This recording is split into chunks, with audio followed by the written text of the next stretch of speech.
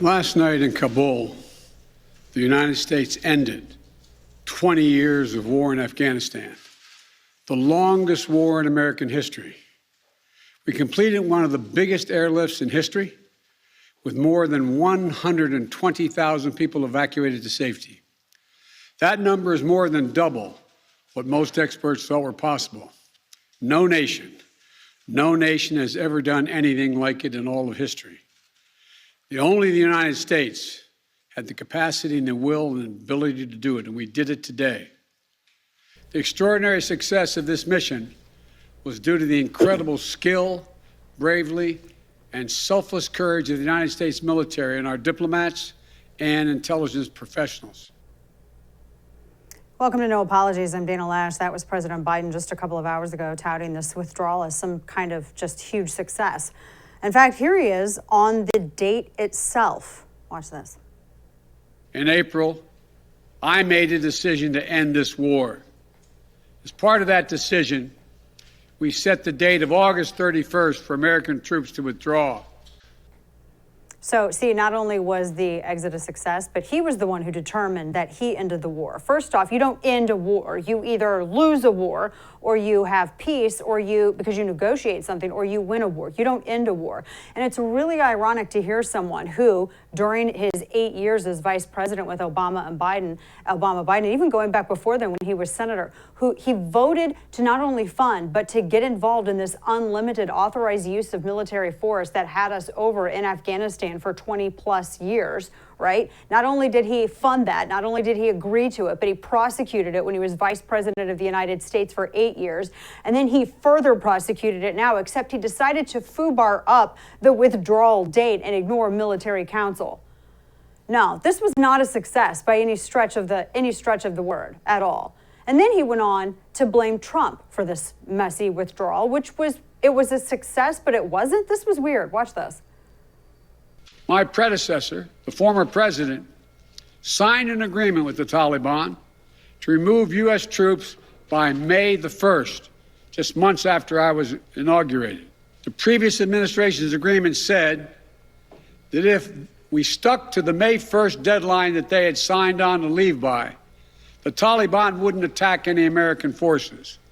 But if we stayed, all bets were off. So we were left with a simple decision. Either follow through on the commitment made by the last administration and leave Afghanistan, or say we weren't leaving and commit another tens of thousands more troops going back to war. That was the choice, the real choice. Biden says the withdrawal was a major success and that it's also all Trump's fault, and also blames Trump for a deadline that Biden himself actually extended. So according to Biden logic, wanting to plan and prepare for an evacuation is the exact same as wanting a third decade of war. Biden says that he, quote, made the decision to end this war, but he didn't. He foobarred a pre-existing withdrawal plan by ignoring military counsel and screwing around with a date for a 9/11 optic. And after yelling at a nation to get off his lawn, Biden then walked away without answering any questions, of course, as he does almost every time lately. The Biden administration has orchestrated the worst drawdown to any conflict in U.S. history and ceded every gain in all territory back to the enemy, leaving hundreds of Americans behind, and he calls it a success. He only ever had two choices, really. One, own the mistake and then correct it, making sure that he didn't leave Afghanistan until every last American and Afghan ally was out. Or the second option, gaslight a nation into thinking that 13 dead servicemen and 200 dead civilians is a victory. And at every turn, they've downplayed and understated what it meant to abandon Americans and their allies and hand an entire country over to a terror group. Minimizing this horror show just helps to protect an administration that's currently crashing and burning spectacularly. And it really is about, sort of reweaving that social fabric that holds a society together. Honesty, decency, hope, leaving nobody behind, giving hate no safe harbor. We don't always live up to it, but that's who we are. That's who we are. And it's the thing that holds us together.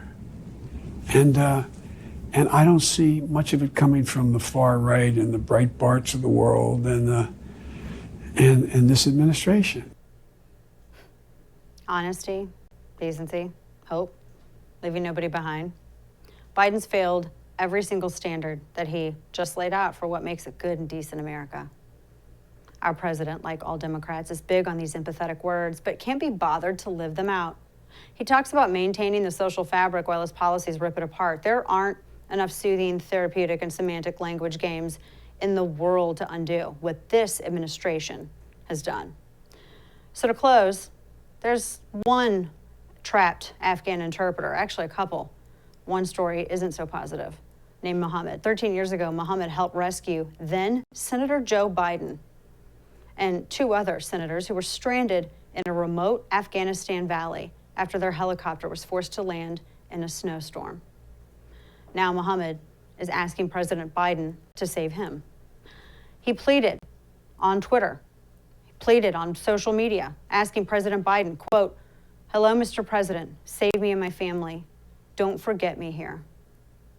It seems Mohammed's visa application got stuck and his record somehow got lost, and he's trapped in Afghanistan.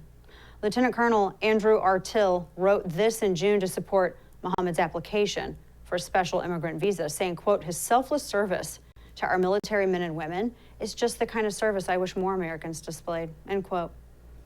Biden apparently forgot about it. I don't know, maybe he has memory problems. You know who else was there, interestingly enough? Anthony Blinken. I guess he forgot too. Biden talked about leaving nobody behind in that August 2019 interview that we played, but it looks like he's left interpreter Mohammed, the very man who helped get him out of Afghanistan, left him behind. And another family left behind? Wall Street Journal today has this heartbreaking story of one family. And the man, Obaidullah Amin, an interpreter for over a decade, worked with U.S. forces and served alongside them. Retired Marines helped Mr. Amin and his family preserve their documentation and obtain that golden ticket, a congressional letter affirming his work with U.S. Armed Forces. Mr. Amin was to take that and his wife and his two children to the Hamid Karzai International Airport in Kabul. And the Amins carefully navigated around ISIS-K, Taliban, and finally, with their hearts in their throats, they made it through that first Taliban checkpoint. You know, that was one of the checkpoints that we could have controlled when we could have run those checkpoints, the perimeter outside the airport in the city, but the administration refused. And the reason we have so many Americans and Afghan allies left behind is because the administration allowed the Taliban to control those checkpoints, leading to gates. Many special forces and Marines were saying that people were being turned away. Well, the Amins made it through that checkpoint, and they followed the advice of their now retired Marine friends who told them to hold signs up with a numerical code that would alert Marines at the gate to pass them through faster, to identify them and get them through. The Amins were so close to getting inside. But at that moment, at the Abbey Gate, a suicide bomber detonated 25 pounds of explosives and killed everyone in the vicinity. Our 13 service members and Afghan allies, like Obaidullah Amin and his wife and his two small children. Despite being feet away from the gate, with signs held over their heads, clutching that golden ticket, they never made it.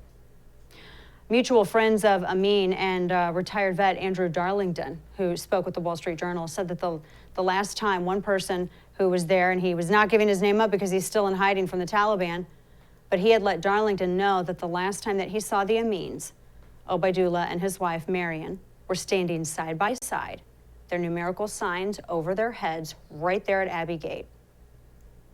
But at least we have no more mean tweets.